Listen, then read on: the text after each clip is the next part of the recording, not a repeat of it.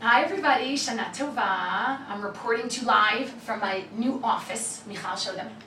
Down in the basement. Come visit.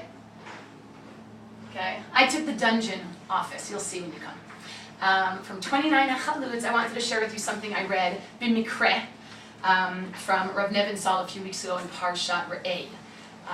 Which I don't know if you guys remember, whoever's been to my house, I grabbed Rav Nevinsal on the way out to shul, and I just read something so beautiful in Parshat Re'eh a few weeks ago, but it's about these Yamim Noraim, so I want to share it with you. Rav Nevinsal writes that usually we all think that the really heavy hitters in terms of these Chagim now coming up, Rosh Hashanah, Yom Kippur, and Sukkot, of course Rosh Hashanah and Yom Kippur are the Yamim Noraim, and those are the most chashuv, and then it's kind of like we make it through Rosh Hashanah, Yom Kippur, and then we relax on Sukkot, so we can celebrate and be happy. Ach Sameach, Ach Sameach is in the pasuk there. And Rav Nevinsal says it's actually the opposite, as they say in yeshiva, pum fakert. It is actually the opposite. And that really, the simcha of Sukkot is what it's all about. The lifnei Hashem, the usmachtam lifnei Hashem, is really the heavy holiday. That's really what it's all about. Being bisimcha, with the awareness of God, with a feeling of being close to God. And the way we get to that is by going through Rosh Hashanah and Yom Kippur.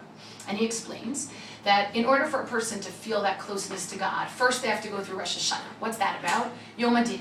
God sits there in judgment. He's the Melech. We acknowledge He's the Melech. We coronate Him as King. And then we can relax, and we know that God is the one who's making the budget for this year in terms of food, in terms of rain, in terms of money.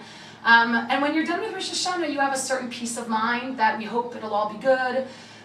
We hope, of the mi yichya and mi yamut, that obviously we should all be in the yichya, and that we should all have enough this year, but we know that God is taking care of it, and we can sort of check that box of all the physical needs we have, knowing that God, the King, is in charge.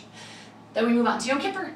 And on Yom Kippur, we're so nervous. Again, there's just a daga and an anxiety about where we stand with God, what our spiritual makeup, how that's doing. And over Yom Kippur, he writes that we can really feel a tshuva, a v'shavta ad Hashem feeling, that our relationship with God is okay, that spiritually we're gonna be okay, and that of course God forgives and purifies.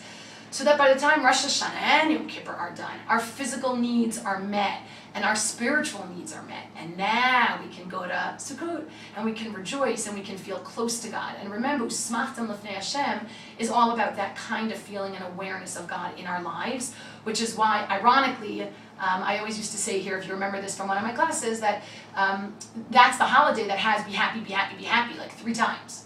But you would never think that that holiday is the one where we need to be told that, because that's Chag Asif.